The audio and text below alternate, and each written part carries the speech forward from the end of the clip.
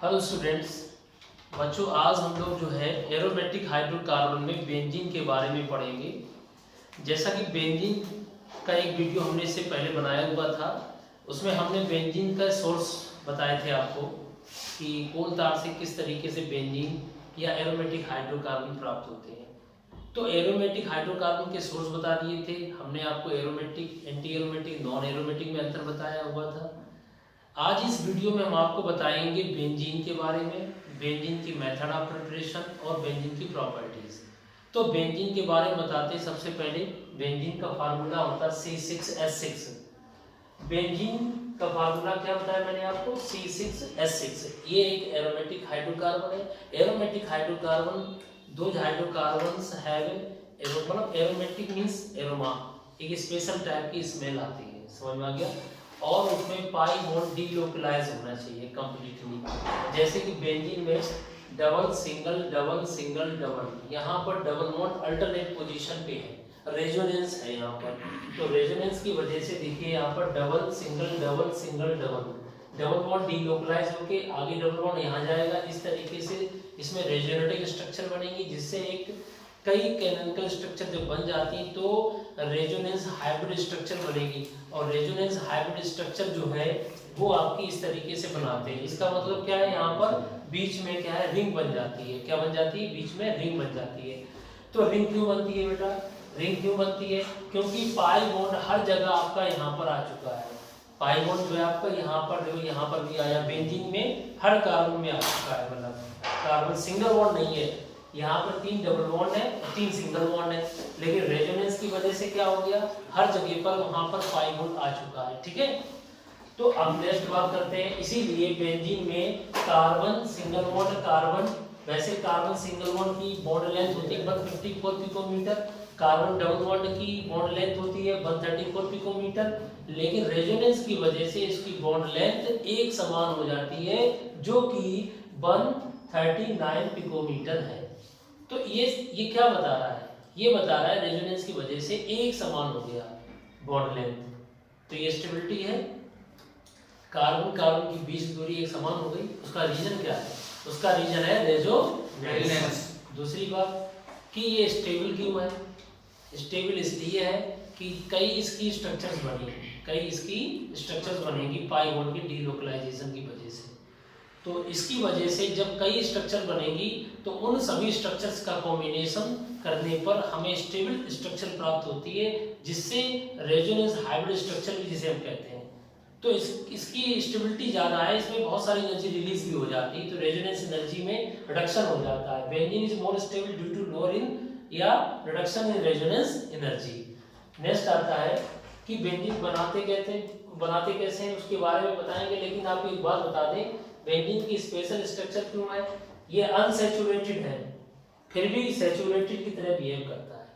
आपको पता है एल्केन, एल्कीन, एल्काइन, ये एलिफेटिक हाइड्रोकार्बन होते हैं। एल्केन सैचुरेटेड होता है, एल्कीन एल्काइन अनसैचुरेटेड होते हैं, उनमें डबल बॉन्ड होते हैं। लेकिन ये जो आपका स्ट्रक्चर है इसमें डबल बॉन्ड है, अनसैचुरेटेड होना चाहिए, लेकिन अनसैचुरेटेड है बट बिहेव कैसा करेगा, केमिकल रिएक्शन कैसे देगा? सैचुरेटेड हाइड्रोकार्बन के समान रिएक्शन देगा। ये behave as a saturated hydrocarbon. अब बनाते कैसे बेंजीन, समझना ध्यान से बच्चों, बड़ा ध्यान से सुनना ध्यान से। ये हमने लिया sodium salt of benzoic acid, आपको दिख रहा है क्लियर? तो सोडियम साल्ट ऑफ है benzoic acid, sodium salt of benzoic acid. ठीक है, यहाँ पर H लगा दे बेटा, तो ये क्या बन जाएगा बताओ? Benzoic acid. अब एसिड H+ आयन देगा तो NH के साथ रिएक्शन कराएंगे तो यहाँ क्या हो जाएगा? सोडियम साल्ट बन जाएगा, किसका? बेंजोइक एसिड का। अब इसकी NH के साथ रिएक्शन कराएंगे तो Na2CO3 निकल जाएगा, H लग जाएगा। तो ये जो चीज आपको दिख रही है, ये है सोडा, ये है लाइम। सोडा लाइम बोलते हैं इसको हम लोग। सोडा एक्चुअली हाइड्रोस्कोपिक होता है, लाइम क्या करता है? मॉइस्चर को एब्जॉर्ब कर लेता है। तो लाइम जो है इसके अंदर की नमी को सोख लेता है, ठीक है, मॉइस्चर को एब्जॉर्ब कर लेता है। कौन? लाइम। तो यहाँ पर सोडा लाइम लेते हैं, सोडा लाइम जहां भी लोगे वहां से C हट जाएगा, H आ जाएगा, डी कार्बोक्सिलेशन। इस रिएक्शन का नाम क्या है? डीकार्बोक्सिलेशन रिएक्शन बोलते हैं, डीकार्बोक्सिलेशन रिएक्शन। ठीक है, रिमूवल ऑफ COOH और उसकी जगह पर H आ गया यहाँ पर, तो ये बन जाएगा बेंजीन। तो कभी भी आपको किसी साल्ट लेते हैं, किसी एसिड का साल्ट, किसी कार्बोक्सिलिक एसिड का साल्ट लीजिएगा और खासकर बेंजीन है तो बेंजोइक एसिड का साल्ट लेंगे तो बेंजीन बनेगा। बोलो, अगर हम एसिटिक एसिड लेंगे तो मीथेन बनता CH4। तो यहाँ पर जो बन गया हमारा डीकार्बोक्सिलेशन रिएक्शन। सेकंड रिएक्शन है फिनॉल। फिनॉल के बारे में बात करते हैं, C6H5OH होता है, ये फिनॉल है। इसमें जिंक डाल दीजिए तो जिंक और डिस्टिलेशन कर दीजिए, liquid liquid separation is called distillation. तो जब डिस्टिलेशन करेंगे तो जिंक ऑक्सीजन को पकड़ लेगा और H यहाँ लग जाएगा तो बेंजीन बन जाएगा। ये क्या बन गया? बेंजीन। किससे बन गया? फिनॉल से बेंजीन बन गया। ठीक है, इसका फार्मूला क्या था? C6H5OH। तो यहाँ से जिंक ने ऑक्सीजन ले लिया, H यहीं लग गया, बन गया बेंजीन C6H6। थर्ड रिएक्शन है क्लोरोबेंजीन से बनाओ। तो बच्चों क्लोरीन कैसा है? इलेक्ट्रोनेगेटिव, और इलेक्ट्रोनेगेटिव हटा के हाइड्रोजन दे दीजिए तो हाइड्रोजन का देना रिडक्शन कहलाता है। Addition of hydrogen is called reduction. तो यहाँ पर रिड्यूसिंग एजेंट ले लीजिए। कोई जरूरी नहीं है कि आप यही रिड्यूसिंग एजेंट लें, सोडियम एल्युमिनियम एलॉय के अलावा भी बहुत सारे एलॉय होते हैं रिएक्टिव, तो वो क्या करते हैं आप यहाँ पे ले सकते हो। कई जगह सोडियम अल्कोहल लेते हैं, बोलो, कहीं कहीं सोडियम अमलगम वाटर लेते हैं, समझ में आ गया? तो बहुत सारे यहाँ पर रिड्यूसिंग एजेंट चाहिए। क्या चाहिए मुझे? Reducing agent. बस उसने हाइड्रोजन दिया, HCl निकल गया, H लग गया, बेंजीन बन गया। ठीक है, तो क्लोरोबेंजीन का क्या करें तो बेंजीन बन जाए? सर रिडक्शन कर दीजिए। बोलो, बताओ फिनॉल का क्या करें बेंजीन बन जाए? सर फिनॉल की जिंक के साथ डिस्टिलेशन कर दीजिए। Sir sodium benzoate, this is a sodium benzoate. जानते हैं क्या है? ये जो हमारे जो पीकल होते हैं, अचार होते हैं, अचार को खराब होने से बचाना हो तो ये मिला देते हैं सोडियम बेंजोएट साल्ट, जिससे प्रिजर्वेटिव का काम करता है। ये खाने वाली चीज़ों में मिलाने से वो खाने वाली चीज़ जल्दी खराब नहीं होती है, फैटी एसिड नहीं बन पाते हैं, रेंसिडिटी नहीं हो पाती है। ठीक है, तो sodium salt of benzoic acid that is called sodium benzoate. Sodium benzoate की रिएक्शन सोडा लाइम से करा तो क्या बनता है? बेंजीन। बेंजीन है क्या? हाइड्रोकार्बन। दिस इज हाइड्रोकार्बन, क्योंकि C6H6 हाइड्रोकार्बन है।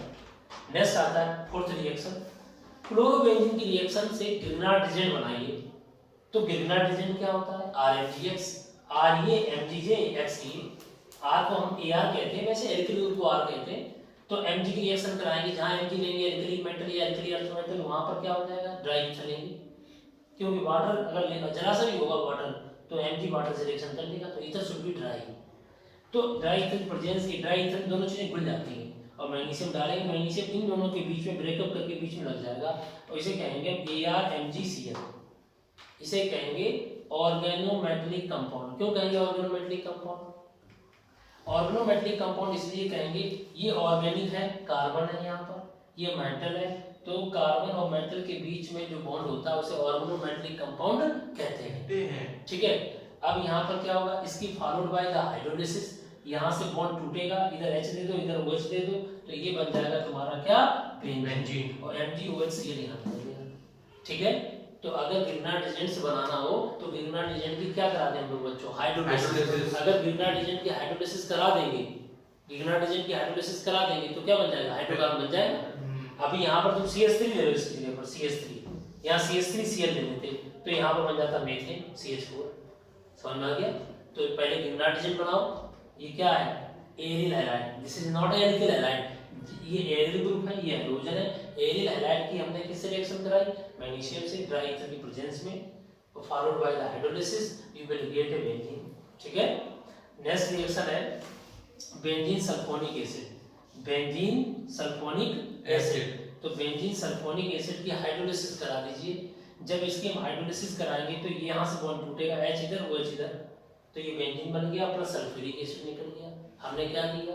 बेंजीन सल्फोनिक एसिड का हाइड्रोलिसिस कराया। और ये सुनिए, ये हाइड्रोलिसिस आसानी से और नहीं होती है, इस हाइड्रोलिसिस को कराने के लिए स्टीम चाहिए, यानी वाटर को गर्म नहीं करेंगे, स्टीम डालेंगे, तो स्टीम का बॉन्ड जल्दी टूटेगा, यहाँ से हाइड्रोलिसिस जल्दी हो जाएगी। बेंजीन ये क्या चीज है? इसका नाम क्या है? Benzene diazonium chloride. क्या नाम इसका? Benzene diazonium chloride. Benzene diazonium chloride का रिडक्शन करा दीजिए बेटा, तो टिन क्लोराइड और HCl। समझ में आ गया? आप यहाँ पर कोई दूसरा साल्ट भी ले सकते हो, हमें रिड्यूसिंग एजेंट चाहिए। सोडियम बोरोहाइड्राइड सुना होगा, लिथियम एल्यूमिनियम हाइड्राइड। आप यहाँ रिड्यूसिंग एजेंट लीजिए, रिड्यूसिंग एजेंट क्या देता है? हाइड्रोजन। तो हाइड्रोजन देगा तो N2 निकल जाएगा। इसका नाम जानते हो क्या है? Benzene diazonium chloride. ये N2 उड़ जाएगा, HCl निकल जाएगा, H यहाँ आ जाएगा, बेंजीन बन गया बेंजीन हाइड्रोकार्बन। इसी तरीके से ये कौन है बताओ? C2H2 को क्या कहते हैं? C2H2 को हम एथाइन एसिटिलीन कहते हैं। इसके 3 मॉलिक्यूल्स लीजिएगा, साइक्लिक पॉलीमराइजेशन हो जाएगा। क्या हो जाएगा? Cyclic polymerisation.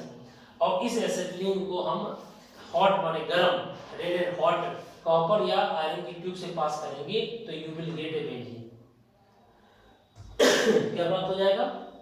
बेंजीन प्राप्त हो जाएगा। तो ये बन जाएगा C6H6। ये कौन सा पॉलीमराइजेशन है? साइक्लिक, साइक्लाइजेशन हो गया। नेक्स्ट है कुछ और रिएक्शंस हैं, जैसे एरोमेटाइजेशन। एरोमेटाइजेशन की बात करें, this is normal hexane. Normal hexane एक एल्केन है। क्या है ये? एल्केन। एल्केन में हाइड्रोजन ज्यादा होते हैं। CnH2n+2 आपने पढ़ा होगा एल्केन का फार्मूला, CnH2n+2। ये देखो ना, C6H14, 6 2 12 + 2 14 हो गया। तो ये हमारा नॉर्मल हेक्सेन है। किसी भी नॉर्मल एल्केन को जब हम पास करते हैं क्रोमियम ऑक्साइड या रिबना से हाई टेम्परेचर प्रेशर पर, तो you will get a benzene.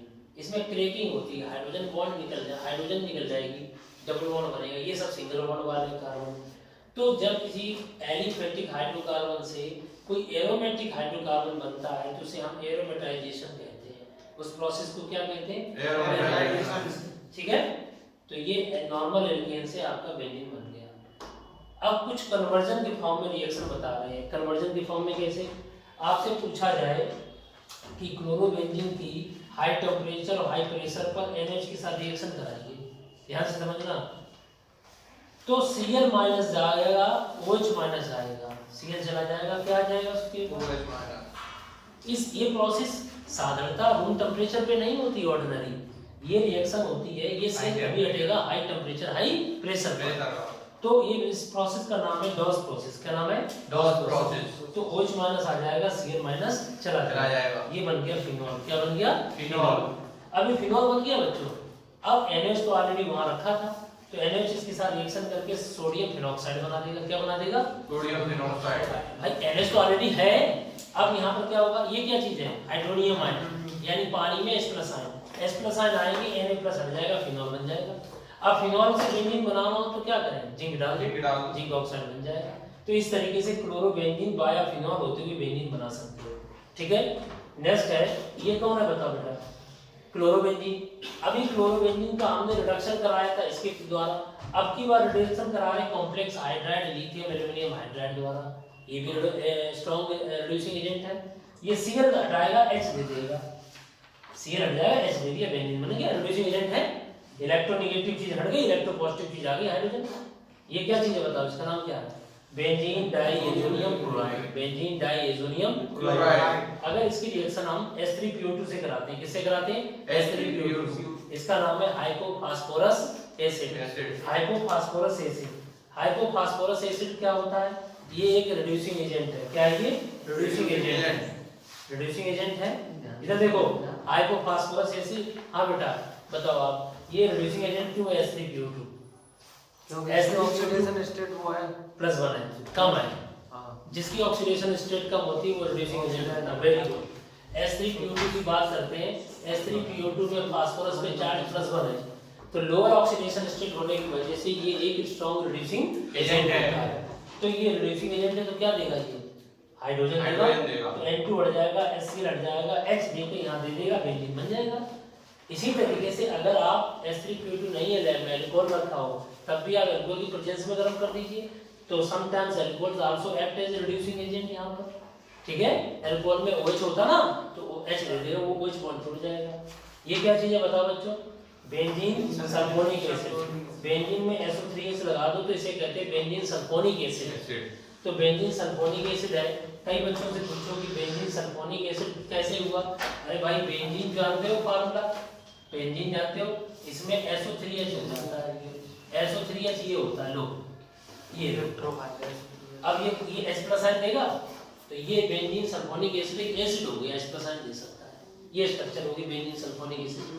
तो बेंजीन सल्फोनिक एसिड की NH के साथ रिएक्शन कराएंगे तो ये H+ ion OH- ion water निकल जाएगा। यहाँ पर ध्यान से देखो H और OH क्या निकल गया यहाँ से, वाटर। अब ये क्या हो गया, फिर से हमने रिएक्शन करा दी किसके साथ में, ये सोडियम साल्ट बन गया, sodium salt of benzene sulphonic acid. इसकी रिएक्शन फर्दर करा दी NaOH से, क्या निकल जाएगा Na2SO3, सोडियम सल्फाइड निकल जाएगा। अब OH यहाँ लग जाएगा, ये बन गया। और देखो इधर देखो ये क्या बन गया, Na2SO3 निकल गया, सोडियम सल्फाइड। अब OH- यहाँ लग जाएगा तो फिनॉल बन जाएगा, और फिनॉल बन गया। लेकिन यहाँ पर NaOH एक्सेस में थे तो फिनॉल एसिडिक होता न्यूट्रलाइज हो गया। अब ये बन गया तुम्हारा क्या, सोडियम फिनोक्साइड। क्या बन गया, सोडियम फिनोक्साइड। अब यहाँ H+ आयन डाल देंगे तो Na+ हट जाएगा, H+ लग जाएगा, फिनॉल बन जाएगा। क्या बन गया, फिनॉल। क्या बन गया, फिनॉल। अब फिनॉल बन गया, बेंजीन बनाना है, फिनॉल बन गया, बेंजीन बनाना है तो क्या करेंगे, जिंक डाल दीजिए, डिस्टिलेशन कर दीजिए, बेंजीन बन जाएगा। जहां फिनॉल बन गया फिर बेंजीन बनाना हो, जिंक डालो, डिस्टिलेशन लिखिए, बेंजीन बन गया। तो इस तरीके से ये किसको रखा जाएगा, डिस्टिलेशन मैंने होता है कि उसको गर्म करेंगे तो गर्म करने पर एवापोरेशन होगा और फिर कंडेंसेशन होकर हमको मिल जाएगी बेंजीन। हम डिस्टिलेशन को सेपरेट करते हैं ना, मतलब मिक्सचर लिक्विड को हम गर्म करेंगे, फिनॉल को जिंक डाल देंगे, फिनॉल रखा, जिंक डाल दिया, गर्म करेंगे, डिस्टिलेशन करेंगे, फिर एक पर्टिकुलर टेंपरेचर पर वो फ्रैक्शन आएगा और ठंडा होकर लिक्विड बदल जाएगा, वो बेंजीन होगा। समझ में आ गया, क्योंकि डिस्टिलेशन का मतलब होता है एवापोरेशन प्लस कंडेंसेशन। समझ में आ गया, दो लिक्विड का दो लिक्विड सेपरेशन वो भी होता है, liquid separation is called distillation. जैसे क्रूड ऑयल में पेट्रोल होता है, डीजल होता है, वो अलग हो गए, लेकिन यहाँ डिस्टिलेशन का मतलब क्या है, फिनॉल रखा है, हमने जिंक डाल दिया, जिंक सॉलिड गर्म किया, तब वहां पे गर्म करने पर रिएक्शन हुई और उसमें कोई चीज एवापोरेट होकर के फिर एक पर्टिकुलर टेंपरेचर पर ठंडी होगी तो उसमें बेंजीन होगी। समझ में आ गया, और जो जिंक ऑक्साइड बना है वो तो उड़ के आएगा नहीं। समझ में आ गया, ठीक है, बेंजीन बन के आ जाएगी उस रिएक्शन में। तो इस तरीके से ये हमारी बेंजीन की कुछ इंपॉर्टेंट रिएक्शन हो गई है जिसमें मेथड ऑफ प्रिपरेशन है। ये हमारा एक कॉन्सेप्ट है बेंजीन का, उसमें हम लोगों ने कम समय में बेंजीन की प्रिपरेशन पढ़ी है। ठीक है, इसको आप लोग ध्यान से नोट कर लीजिएगा, इसका स्क्रीनशॉट ले लीजिएगा, जिस रिएक्शन को समझना हो समझ लीजिएगा। हाँ बच्चों, सबसे पहले हमने पढ़ाया बेंजीन की प्रिपरेशन। अब आपको बताने जा रहे हैं फिजिकल प्रॉपर्टीज। क्या बताने जा रहे हैं, किसकी फिजिकल प्रॉपर्टी बताने जा रहे हैं, जल्दी बताइए। Physical property of benzene. तो फिजिकल प्रॉपर्टीज क्या है, देखिए भले केमिकल प्रॉपर्टी ज्यादा आती है एग्जाम में, लेकिन फिजिकल प्रॉपर्टी भी समझना जरूरी है। बेंजीन एक कलरलेस लिक्विड है, इधर देखिए, बेंजीन एक कलरलेस लिक्विड है। कलरलेस मतलब समझते हो, उसका कोई कलर नहीं होता और पेकुलर स्मेल है, कुछ उसकी जो एक मतलब एक अद्भुत स्मेल है, मतलब अजनबी जैसी। ठीक है, प्लीजेंट, हाँ प्लीजेंट तो कह सकते हैं, एरोमेटिक की वजह से कह सकते हैं, romance, special type of smell.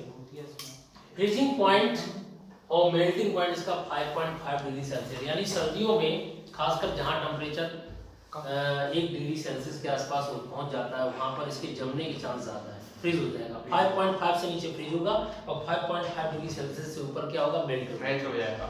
Boiling point इसका जो है 80 डिग्री सेल्सियस होता है, बॉइलिंग पॉइंट इसका 80 डिग्री सेल्सियस है, यानी कि 80 डिग्री सेल्सियस पर क्या करेगा, उबलना शुरू स्टार्ट करेगा, बॉयल हो जाएगा।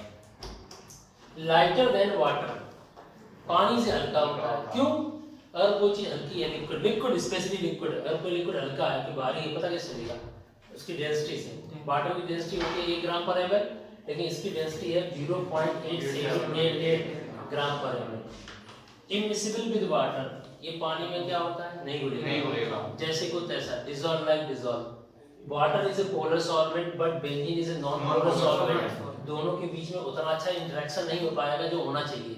सेम स्पीसीज होते हैं, जैसे वाटर मॉलिक्यूल, वाटर के बीच में हाइड्रोजन बॉन्डिंग होती है, बोलो, और वाटर के मॉलिक्यूल पोलर होते हैं, तो पोलर में डिसॉल्व होगा। अब ये पोलर है वाटर, ये कैसा है, नॉन पोलर, तो इसमें अच्छा इंटरेक्शन नहीं होगा, तो इसमें मिसिबिलिटी कम होगी, इसलिए वाटर में घुलते नहीं है, मिसिबल है। तो जब चीज कोई पानी में नहीं घुलती तो वो ऑर्गेनिक सॉल्वेंट में घुल जाती है, तो इसलिए बेंजीन किस में घुल जाएगी, organic solvent, alcohol, ether, carbon disulphide, carbon tetrachloride. ऐसे लोगों के साथ मिलेगी जिनमें नॉन पोलर भी होगा, खासकर कहीं कहीं पर। आपको पता है बेंजीन नॉन पोलर है, क्यों? इसका डायपोल मोमेंट 0 है। बेंजीन का डायपोल मोमेंट क्या है? 0, जबकि वाटर का डायपोल मोमेंट 0 नहीं होगा।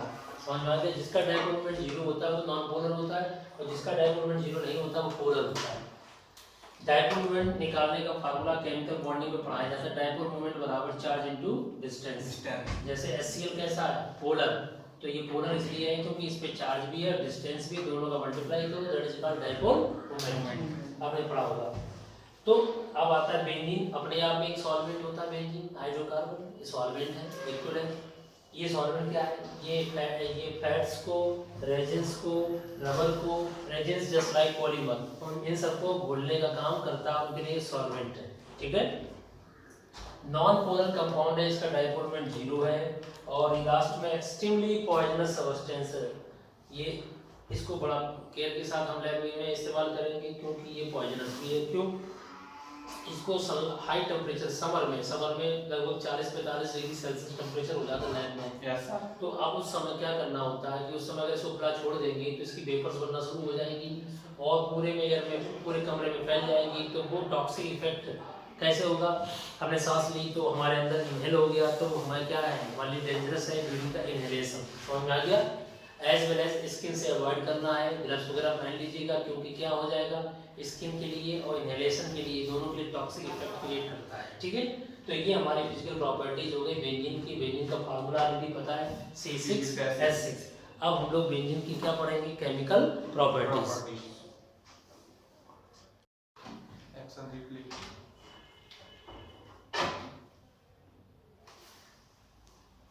हेलो बच्चों, अब आपको हम जो है यहाँ पर केमिकल प्रॉपर्टीज बताएंगे बेंजीन की। तो केमिकल प्रॉपर्टीज बेंजीन की 3 तरीके से यहाँ पर। There are 3 way for the chemical reaction, for the chemical reaction with respect to chemical properties. Addition reaction, oxidation reaction, substitution reaction. यहाँ पर 3 प्रकार से केमिकल रिएक्शन कराने जा रहे हैं बेंजीन की। यानी बेंजीन केमिकल रिएक्शन कैसे दे रहा है? अगर बेंजीन की हाइड्रोजन से रिएक्शन कराएं लिक्विड और प्लेटिनम की प्रेजेंस में, तो आपको पता है कौन सी रिएक्शन कहलाती है? ये रिएक्शन कौन सी कहलाएगी? हाइड्रोजनेशन। तो हाइड्रोजन का मतलब addition of hydrogen is called hydrogenation. और ये एडिशन रिएक्शन है, पाई बॉन्ड टूटेगा और हाइड्रोजन जुड़ जाएगी। एक पाई बॉन्ड तोड़ने के लिए 2 हाइड्रोजन चाहिए, तो इसलिए 3 पाई बॉन्ड को तोड़ने के लिए मुझको कितने हाइड्रोजन चाहिए? जल्दी से बताइए। 3 हाइड्रोजन चाहिए। ठीक है। तो 3 मोल चाहिए, तब ये बन गया साइक्लोहेक्सेन। अब यहाँ पर क्या था? बेंजीन के हर कार्बन पे कितने हाइड्रोजन थे बेटा? बेंजीन के हर कार्बन पे 1 हाइड्रोजन था। अब कितने हाइड्रोजन होंगे हर कार्बन पर? अब हर कार्बन पर 2-2 हाइड्रोजन। याद आ गया? हर कार्बन पर कितने हाइड्रोजन हो गए? 2-2 हाइड्रोजन हो गए। ये बन गया C6H12। ठीक है, हाइड्रोजनेशन हो गया। वैसे बेंजीन एडिशन रिएक्शन आसानी से नहीं देता बेटा। क्यों? क्योंकि बेंजीन में पाई बॉन्ड में रेजोनेंस होता है। आपको बताया था मैंने, डबल, सिंगल, डबल, या रेजोनेंस से हर जगह स्टेबिलिटी आ जाती है। इसलिए पाई यहाँ पर क्या करते हैं? रेजोनेंस की वजह से ये एडिशन रिएक्शन आसानी से नहीं करता। भाई एक बात समझिए, एक आपके सामने ये है एडिशन रिएक्शन, इसमें होती है। ठीक है, समझना ध्यान से। और एक आपके सामने बेंजीन है, बेंजीन में डबल, सिंगल, डबल है, इसमें भी एडिशन रिएक्शन हो रही है। तो किसमें आसानी से हो जाती है? ये नॉर्मली रिएक्शन नहीं होगी, मैं ये कहना चाह रहा हूँ।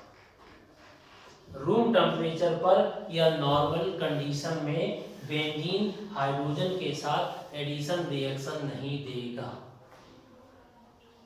ठीक है? Yes sir. मेरी बात समझने की कोशिश करिए। और ये एडिशन रिएक्शन दे देगा लिक्विड या प्लेटिनम की प्रेजेंस में एक प्रॉपर प्रेशर टेम्परेचर पर, तो यहाँ पर एथेन बन जाएगा। ठीक है। लेकिन अब आपके सामने आप कहेंगे सर ये अनसैचुरेटेड है, एलिफेटिक है, ये साइक्लिक है, यहाँ रेजोनेंस है बेटा।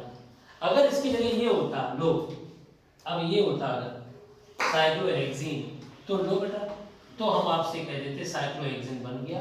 क्यों? ये पाई बॉन्ड टूट गया, एक हाइड्रोजन इधर दे दिया, एक हाइड्रोजन इधर दे दिया, एडिशन हो गया।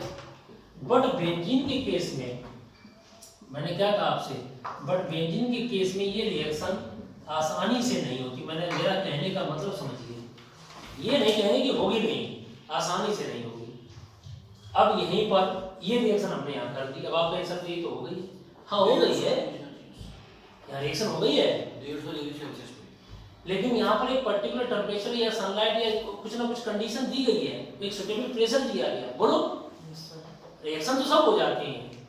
हम ये कहते हैं कि आप एक ऑर्डिनरी स्टूडेंट हो, आप नहीं निकाल सकते हो, आप ऑल इंडिया फर्स्ट रैंक नहीं ला सकते हो, आप सीबीएसई बोर्ड में फर्स्ट रैंक ले रहा, तो अगर हम ये कहते हो गलत है, कोई चीज इम्पॉसिबल नहीं है। हाँ कंडीशन चाहिए, ऑर्डिनरी स्टूडेंट हो, लगना पड़ेगा आपको, तो सुटेबल कंडीशन देनी पड़ेगी, तब जाके आप रैंक ला सकते हो, ठीक है। तो क्या करना है, तो इस तरीके से मेरी बात को समझिए, ये हाइड्रोजनेशन हो रहा है। अगर हम बात करते हैं हेलोजनेशन की, किसकी कर रहे हैं, हेलोजनेशन की, तो हेलोजनेशन के केस में क्या होना है ये समझने की कोशिश करिए। Hydrogen, addition of hydrogen is called halogenation, addition of hydrogen is called hydrogenation. भाई यहाँ 3 H2 लगे, यहाँ 3 Cl2 लगेंगे, और ये पाई बॉन्ड टूट जाएगा, एक Cl यहाँ, एक Cl यहाँ लगा दिया, 6 Cl हो गए, 6 H हो गए, और 6 कार्बन हो गए, फार्मूला बन गया 666। इसी को गैमेक्सिन, इसी को लिंडेन, और इसी को BHC कहते हैं। BHC का मतलब जानते हो, बेंजीन हेक्साक्लोराइड। क्या नाम इसका, बेंजीन हेक्साक्लोराइड, ठीक है बच्चों। तो ये बेंजीन हेक्साक्लोराइड है।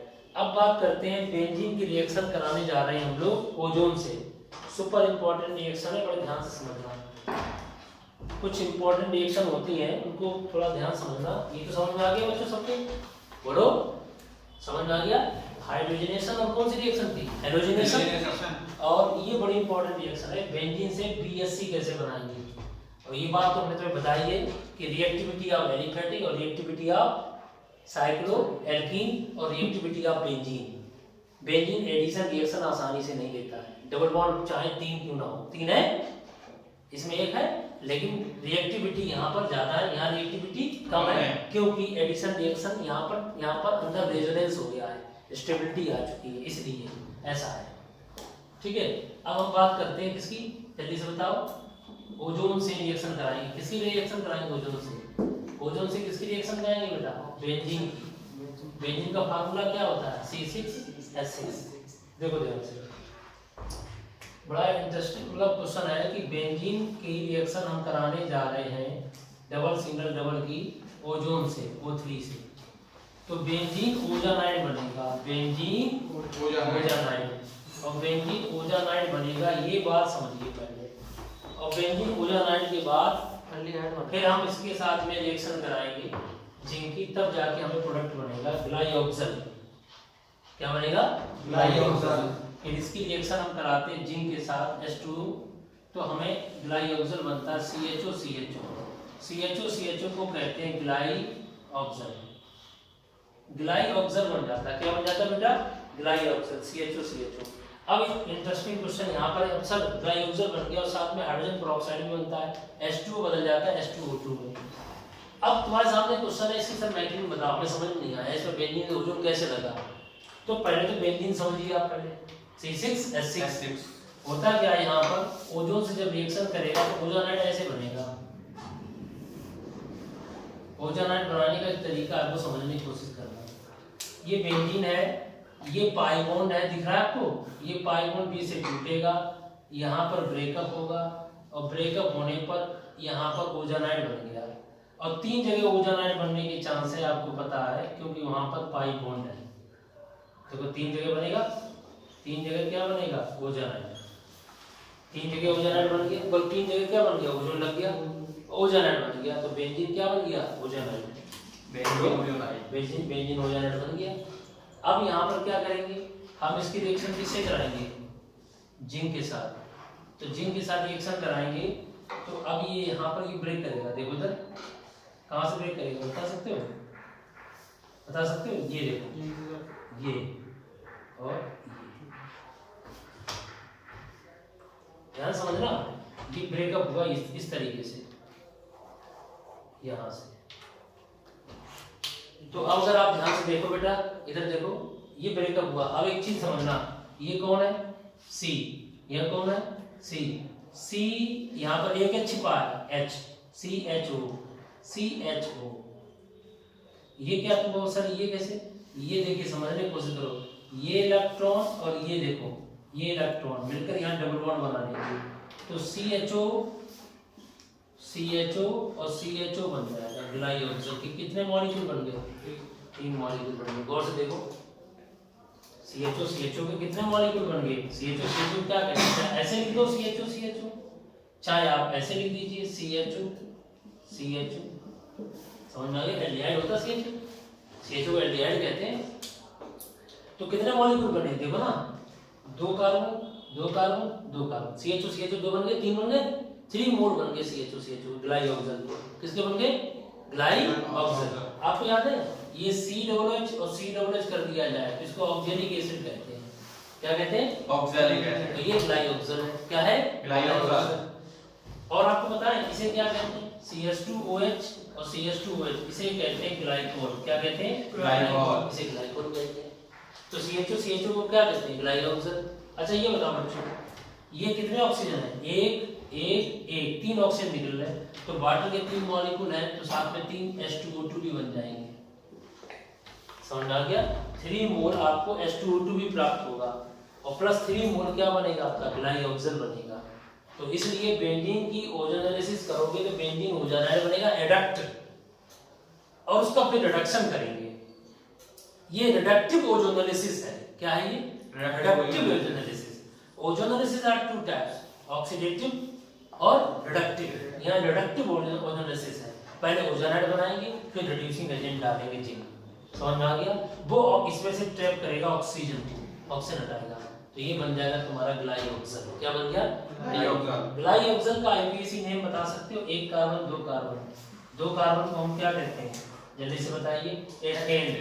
तो एथेन तो है ही, एथेन या 1,2 या एथेन 1,2 डाई बोलेंगे का, बोलिए एथेन 1,2 डाई भी बोल सकते हैं, बोलो ग्लाइऑक्सिल है ना यहाँ पर, या क्या बोलेंगे इसका आईपीएसी नाम। आप लोग एक काम करिएगा, आप लोग इसको कमेंट सेक्शन में ग्लाइऑक्सिल का आईपीएसी नाम बताइएगा, अभी घर पे कुछ करिएगा, आईपीएसी नेम बताइए ग्लाइऑक्सिल का क्या होगा, ठीक है, समझ में आ गया, आपको ये बताना होगा, ठीक है। Yes sir. इस तरीके से ये आपकी एडिशन रिएक्शन हो गई। बेंजीन की जो इंपॉर्टेंट एडिशन रिएक्शन है वो 3 है, मैंने बताई, पहली हाइड्रोजनेशन, दूसरी बताई हेलोजनेशन और थर्ड बताई ozonolysis, followed by the reduction, समझ में आ गया। तीनों रिएक्शन में इंपॉर्टेंट है, खासकर बीएससी पूछी जाती है कई जगह, बेंजीन हेक्साक्लोराइड टाइप के छोटे-मोटे एग्जाम होते हैं क्लास में, उनमें जरूर पूछी जाएगी कि बीएचसी क्या है, बेंजीन हेक्साक्लोराइड कैसे बनाते हैं, ठीक है। याद रखना, मैंने आपसे एक बात जरूर कही है, बेंजीन एडिशन रिएक्शन नहीं देता आसानी से, क्योंकि उसमें रेजोनेंस है।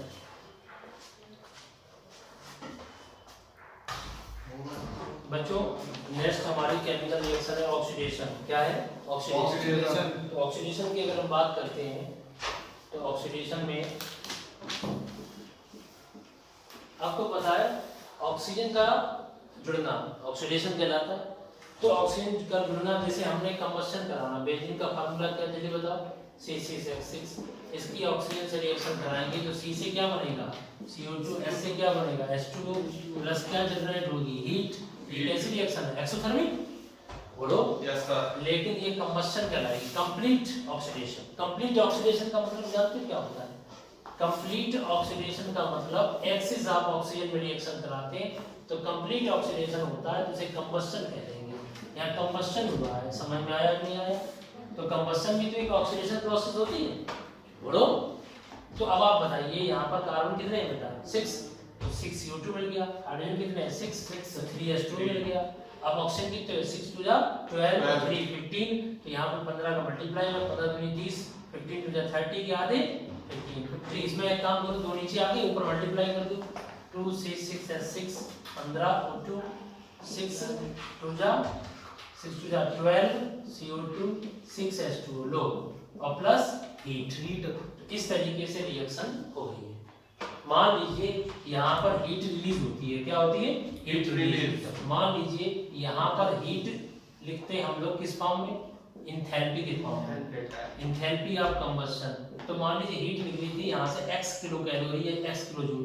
अब यहाँ पर एंथैल्पी कितनी हो जाएगी? -2x। क्यों? मैंने पूरे इक्वेशन में 2 से मल्टीप्लाई कर दिया। इस चीज को आप थर्मोडायनामिक्स में पढ़ेंगे, ठीक है? इतनी बात समझ में आ गई? Yes, sir. Complete combustion reaction होगी। अब एक होता है कैटालिटिक ऑक्सीडेशन। कैटालिटिक का मतलब होता है कि कैटालिटिक ऑक्सीडेशन का मतलब है कैटालिस्ट की प्रेजेंस में ऑक्सीडेशन। तो कैटालिटिक ऑक्सीडेशन में हमेशा याद रखना आप लोग कैटलिस्ट किया जाता है और सुटेबिलिटी के आधार पर हमें प्रोडक्ट बनाना है। जैसे बेंजीन की रिएक्शन करा रहे हैं और 9% ऑक्सीजन प्राप्त हो रहे हैं। बेरिलियम पेंटाऑक्साइड एक हमारा ऑक्सीडाइजिंग एजेंट होता है। बताओ बेटा, बेरिलियम पेंटाऑक्साइड ऑक्सीडाइजिंग एजेंट क्यों है? क्योंकि बेरिलियम पे +5 ऑक्सीडेशन स्टेट यहाँ हाईयर है। बेरिलियम की हाईयर ऑक्सीडेशन स्टेट +5। तो बेरिलियम पेंटाऑक्साइड के प्रेजेंस में हमने बेंजीन का ऑक्सीडेशन किया है एक सुटेबल टेम्परेचर पर। तो हमने पाया है क्या? इसमें बनेगा आपका मैलिक एनहाइड्राइड। मैलिक एनहाइड्राइड क्या होता है आपको बता दें। मैलिक एनहाइड्राइड होता है CH डबल बॉन्ड CO। ये जानते हो क्या होता है? बताओ बेटा। ये होता है मैलिक एसिड। क्या होता है? Malic acid. बच्चों मैलिक एसिड जानते हो? मैलिक एसिड है ये मैलिक एसिड। एक होता फ्यूमेरिक एसिड। ये C इधर कर दो तो फ्यूमेरिक हो जाएगा। लेकिन गर्म करने पर इसमें वाटर निकल जाएगा। क्या निकल जाएगा? वाटर। तो जब वाटर निकल जाएगा तो यहाँ क्या बचेगा? O। तो इसका नाम हो जाएगा मैलिक एनहाइड्राइड। क्या नाम हो जाएगा? Maleic anhydride. क्या बन गया ये? Maleic anhydride. मैलिक एनहाइड्राइड बन गया। इस बात का ध्यान रखिएगा। और सुनो, आपको नहीं पता मैं बता दूं, C डबल बॉन्ड CH और CH जब दोनों COH एक ही तरफ होते हैं तो ये सिस है। हमने GOC पढ़ाया था जनरल ऑर्गेनिक केमिस्ट्री में। जब दो फंक्शन ग्रुप सेम साइड होते हैं तो उसे क्या कहते हैं? सिस। और अगर यही दोनों फंक्शन ग्रुप आपके अपोजिट डायरेक्शन में होते हैं तो क्या कहलाते हैं? ट्रांस कहलाते हैं। समझ में आ गया? तो सिस ट्रांस होता है। तो ये ट्रांस एनहाइड्राइड नहीं बना सकता है लेकिन सिस वाला एनहाइड्राइड बनाएगा। इसको गर्म करेंगे तो इसमें वाटर निकल के ये एनहाइड्राइड बन जाएगा। तो ये मैलिक एनहाइड्राइड है, फ्यूमेरिक एनहाइड्राइड नहीं बनता है। दोनों विपरीत डायरेक्शन में है। तो इससे क्या मतलब है? बाद में CO2 बना होगा 2CO2 + 2H2O। नहीं समझे? बैलेंस करेंगे ना, ऑक्सीडेशन हो रहा है ना, ठीक है। लास्ट का प्रोडक्ट देखेंगे। भाई कोई एक्सपेरिमेंट सेटअप किया जाता है और सुटेबल कंडीशन दी गई, बोलो क्या प्रोडक्ट बनेगा। जो प्रोडक्ट आएगा उसकी फिर एनालिटिकल रिपोर्ट आती है ना, उसको चेक किया जाता है क्या बना है। तो ये बना था मैलिक एनहाइड्राइड। तुम कहोगे बेंजीन में तो 6 कार्बन थे, बाकी कार्बन इसमें तो 4 ही कार्बन है। तो बाकी कार्बन क्या CO2 ग्रुप में चले गए? ठीक है। इस तरीके से यहाँ पर मैलिक एनहाइड्राइड बन गया है। इसे आप नोट कर सकते हो। Strong oxidising agent convert benzene slowly into CO2 and water.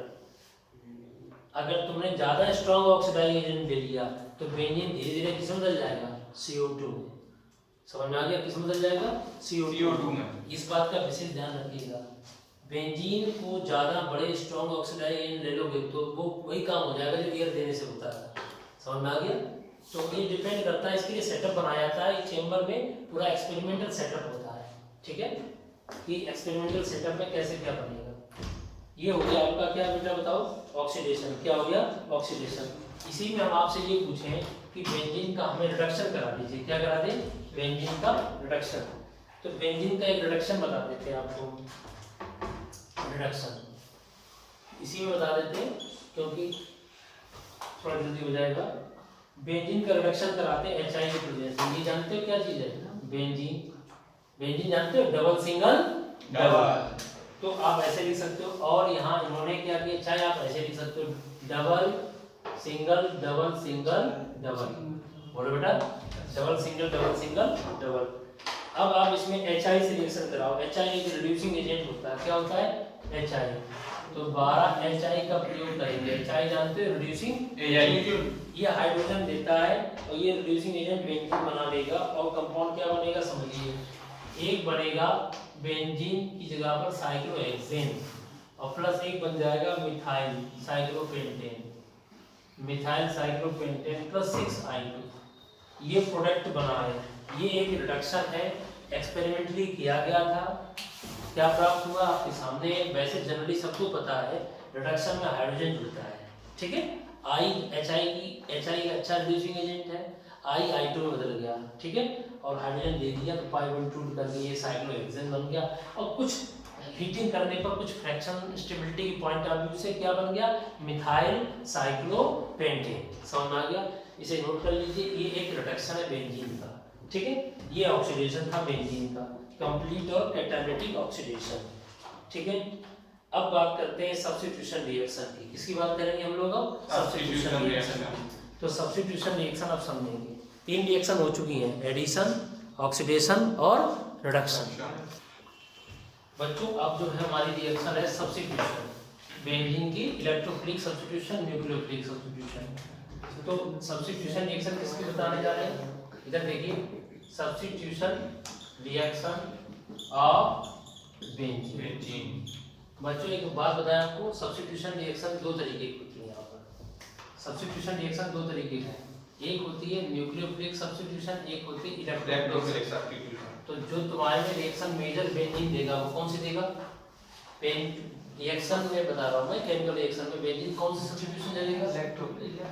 Benzene electrophilic substitution reaction देता है जनरली, न्यूक्लियोफिलिक सब्स्टिट्यूशन आसानी से नहीं देता है। जैसे मैं आपको न्यूक्लियोफिलिक सब्स्टिट्यूशन का एग्जांपल बताता हूँ। ये बेंजीन है, ये बेंजीन है, double single double single double, और बेंजीन के ऊपर यहाँ पे लगा हुआ है Cl, और हमने इसकी रिएक्शन करा रहे हैं NaOH से। तो बच्चों बताओ, OH माइनस आएगा और Cl माइनस जाना चाहिए, बोलो बेटा। Yes sir. और Cl जब चला जाएगा माइनस, तो यहाँ पर क्या आ जाएगा, जल्दी से बताओ, OH, ये क्या बन गया, फिनॉल।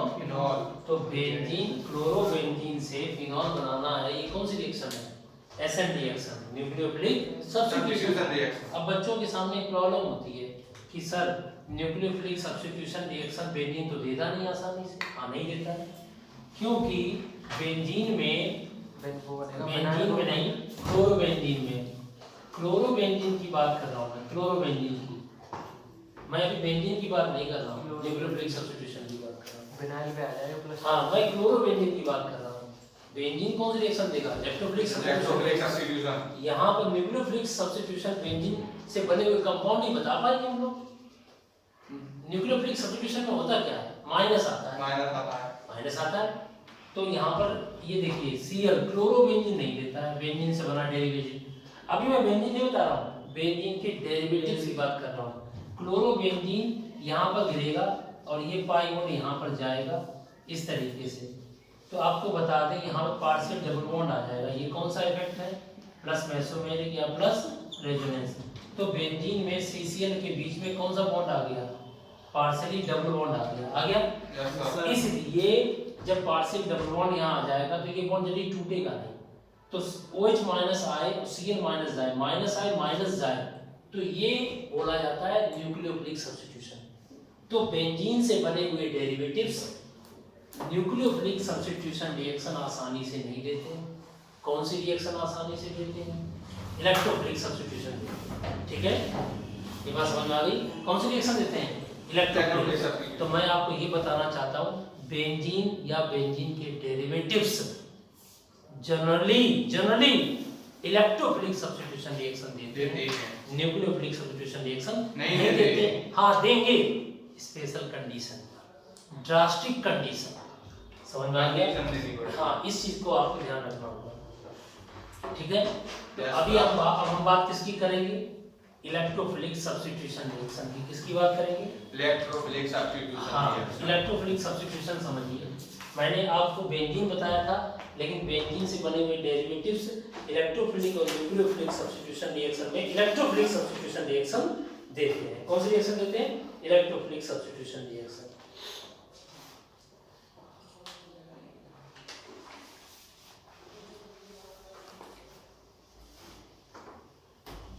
देखो बेटा, अगर हम इलेक्ट्रोफिलिक सब्स्टिट्यूशन रिएक्शन की बात करते हैं तो इलेक्ट्रोफिलिक सब्स्टिट्यूशन को हम SE से लिखते हैं। ये रिएक्शन कौन सी होती है, जैसे बेटा लिखा है नंबर 1 हाइड्रोजनेशन। कौन सी रिएक्शन है, हाइड्रोजनेशन। बच्चों समझना, ये कौन है, benzene, double single double single double benzene है। अब इसकी रिएक्शन Cl2 से कराएंगे in the presence of halogen carrier FeCl3 या अदरवाइज एनहाइड्रस AlCl3।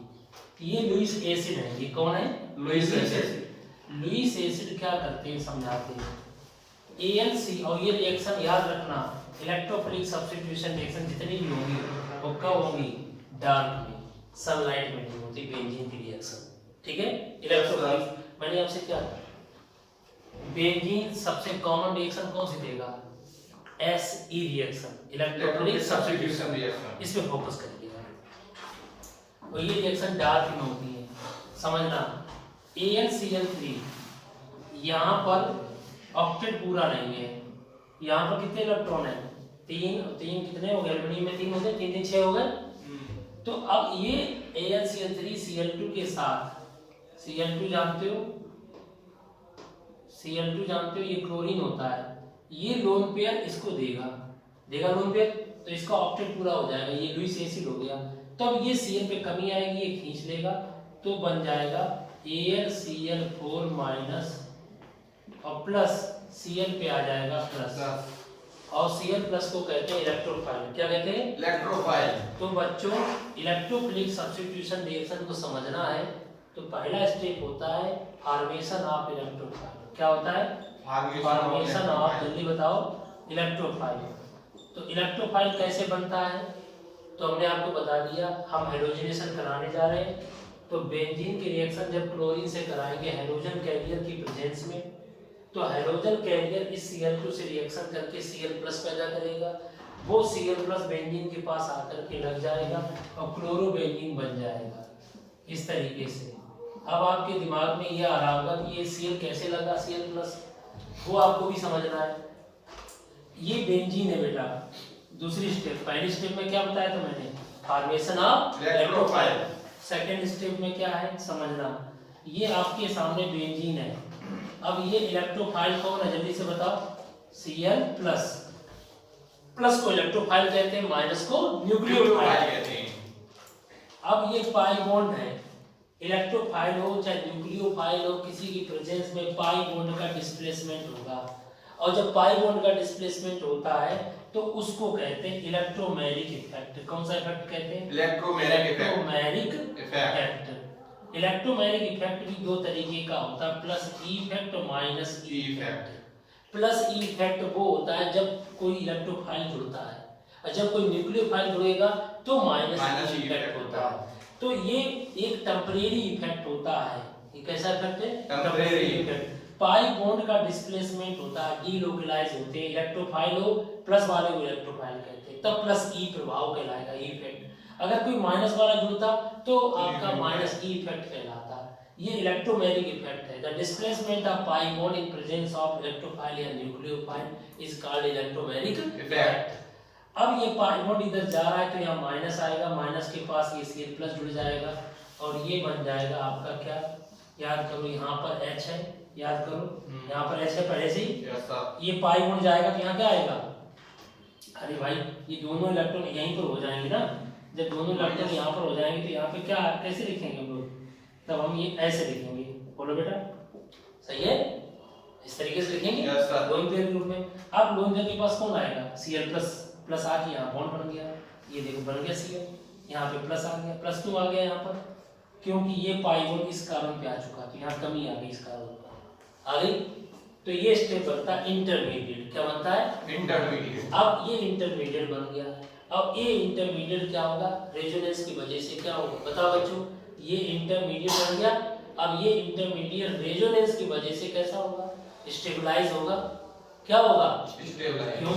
अगर आप ध्यान से देखो, ये रेजोनेंस की वजह से स्टेबलाइज हो जाएगा।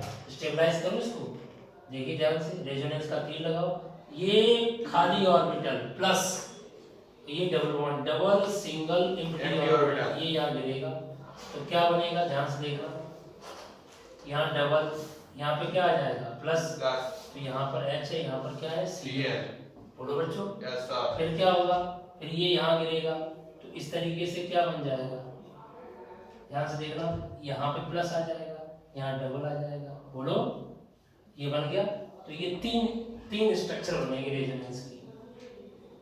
बोलो, प्लस, सिंगल, डबल।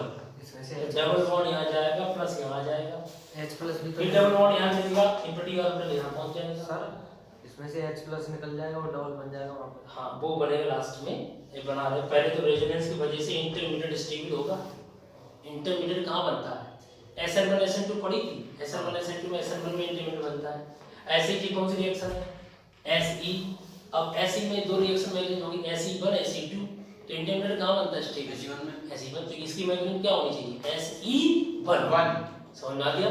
तो ये इंटरमीडिएट बन गया, क्या बन गया? इंटरमीडिएट। तो ये इंटरमीडिएट बन गया आपका, कार्बोकेटायन स्टेबलाइज हो गया रेजोनेंस की वजह से। अब इसमें क्या होगा?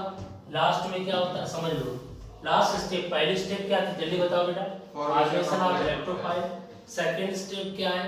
फॉर्मेशन ऑफ, बताओ बेटा? फॉर्मेशन ऑफ इंटरमीडिएट बन गया, याद आया? बोलो।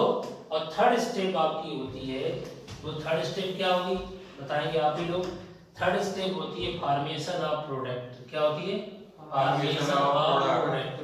प्रोडक्ट क्या बनाना चाह रहे थे हम लोग? बेंजीन से chlorobenzene. Halogenation of benzene is called chlorobenzene. तो क्लोरोबेंजीन बनाना चाह रहे थे। तो अब यहाँ पर क्या होगा बच्चों बताओ? यहाँ क्या होगा? Double single double single double है? अभी नहीं है, अभी हम ये उठा लाएंगे। देखो इधर ये वाला हिस्सा, तो यहाँ पर क्या था? डबल। यहाँ क्या था? यहाँ पर क्या था जल्दी बताओ? यहाँ पर क्या है? यहाँ पर प्लस है, यहाँ पर H है, यहाँ पर C है। ये था, बोलो। इलेक्ट्रोफाइल अटैक जब किया था Cl+ ने, तो यहाँ पे प्लस आ गया था पाई बॉन्ड के डिस्प्लेसमेंट से। अब यहाँ पर कौन आएगा? कैटालिस्ट का बचा हुआ पोर्शन AlCl4-। ये देखो लुईस एसिड है ये, FeCl3 हैलोजन कैरियर, या ये AlCl3। ये क्या करते हैं? ये इनके दोनों के साथ रिएक्शन करके यहाँ क्या पैदा करते हैं? Cl+ electrophile. वो Cl+ जो है फिर इनके पास आता है, और Cl+ आता है, इसमें क्या छिपा है? H+ आइन जाता है। बोलो।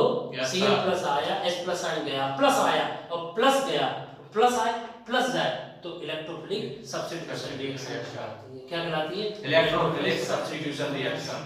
ठीक है, माइनस आए माइनस जाए, न्यूक्लियोफिलिक सब्स्टिट्यूशन। यहाँ कौन आया? सी। इन दोनों देखो ये कैटलिस्ट है, बिना कैटलिस्ट रिएक्शन नहीं होती, क्योंकि बेंजीन ज्यादा रिएक्टिव नहीं है।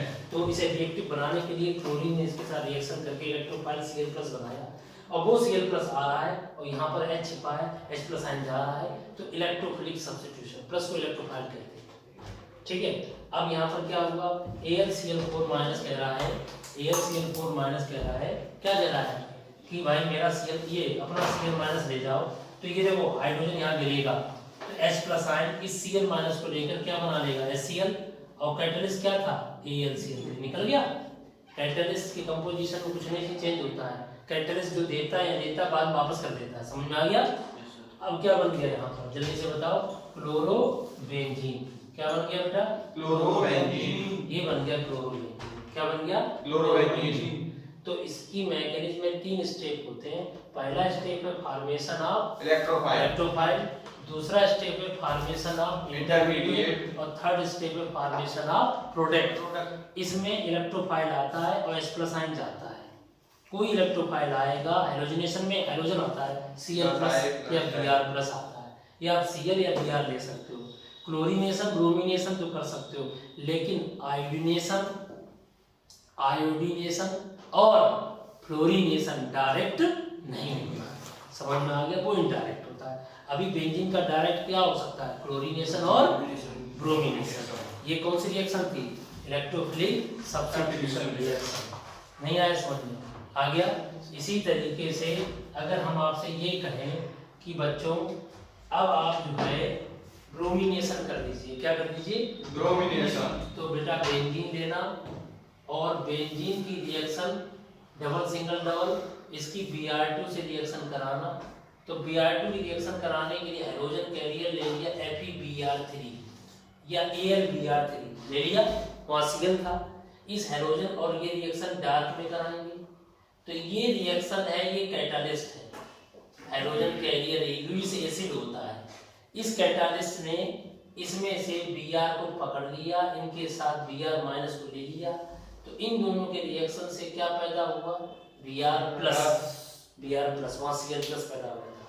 अब ये Br प्लस आ रहा है और बेंजीन में जो H लगा वो यहाँ से जा रहा है, तो Br यहाँ पर आ जाएगा और बन जाएगा आपका ये लो, ये Br लग गया, ब्रोमो बेंजीन बन गया, प्लस यहाँ से क्या निकल गया, बेंजीन से H प्लस आयन। सब्स्टिट्यूशन का मतलब ही क्या होता है, H प्लस आयन जा रहा है, Br प्लस आ आ रहा रहा है, है। Electrophilic Substitution substitution reaction। Reaction. नहीं आया समझ में? आ गया। बोलो, ये क्लोरीनेशन, वो bromination, hydrogenation of benzene, hydrogenation of benzene. समझ रहे मेरी बात को? इसे नोट कर लीजिए। सब्स्टिट्यूशन में हमने अभी आपसे कह दिया है कि बेंजीन कौन सा सब्स्टिट्यूशन जनरली देता है, इलेक्ट्रोफिलिक सब्स्टिट्यूशन रिएक्शन। नहीं आया समझ में? इसी तरीके से कुछ फेमस रिएक्शन है वो हम आपको बता दें सब्स्टिट्यूशन में।